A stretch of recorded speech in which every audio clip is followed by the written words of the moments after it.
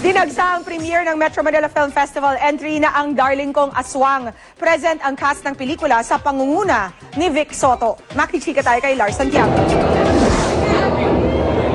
Hindi nabigo ang maraming taong pumunta sa premiere night ng Film Fest movie na Ang Darling Kong Aswang na pinagbibidahan ni Vic Soto. Matyaga nilang hinintay ang pagdadatingan ng mga artista. Unang pumasok ang mga batang bituin tulad ni Barbie Forteza at Nika de la Cruz kasama si Richie De Horsey. Marami ang humanga sa ganda ng kapuso star na si Jackie Rice. Si Christine Reyes na lalong lumutang ang kaputian sa black gown na suot. Hindi na raw makapaghintay na mapanood ang pelikula.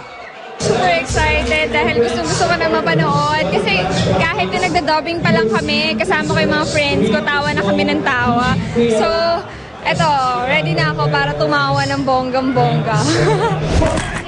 Itim din ang damit na suot ni Jean Garcia, pero hindi naman daw black ang kanyang Christmas. Black lang kasi aswang ako. So, buma-black lang ako dahil sa pinaninindigan ko lang at pinangangatawan ko ang pagiging aswang. Dumating si Vic kasama ang date niyang si Pia Guanyo. Umani sila ng malakas na tilian mula sa mga tagahangang naroon. Dumiretso sila sa stage para bumati. Salamat sa pagpunta at thank you rin kay Christine galing dito. Yun yung darling kong aswang. Ito yung darling kong inaswang. Sabi ko, babati sa inyo.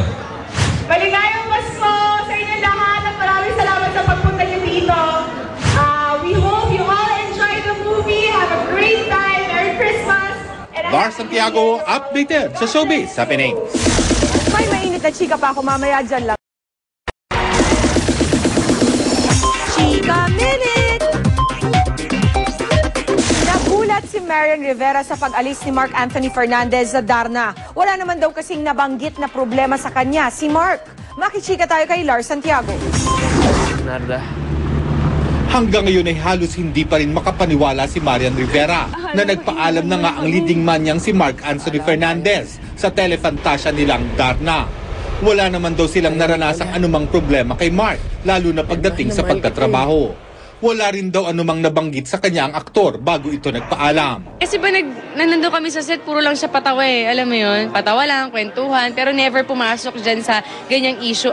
Sa pagsasama nila sa Darna, naging maganda naman ang pagkakaibigan ni Marian at Mark.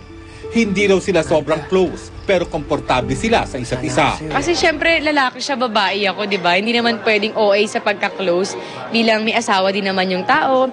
Tsaka, di ba, dalaga ako. So, may limitation naman, pero okay naman kami. Nag-uusap kami sa set, okay kami sa eksena namin, nakakapag-usap kami, nagtutulungan kami. Ngayong Kapaskuhan, gustuhin man ni Maria na magbakasyon ng mahaba ay hindi rin pwede. Ilang araw lang daw kasing hihinto ang taping niya para sa Darna at babalik din agad sila sa trabaho. Sa dami ng naghihintay na project sa aktres, hindi na rin siya sigurado sa planong pagbisita sa kanyang ama sa Spain kasama si Dingdong Dantes. Sabihin ko na lang kapag nangyari na kasi habang sinasabi ko nauudlot na nauudlot eh. Kahit naman last year nasa plano ko yun, hindi ko lang nagawa eh. Hanggang ngayon nasa plano ko pa rin siya. Lars Santiago, updated sa Showbiz Happening.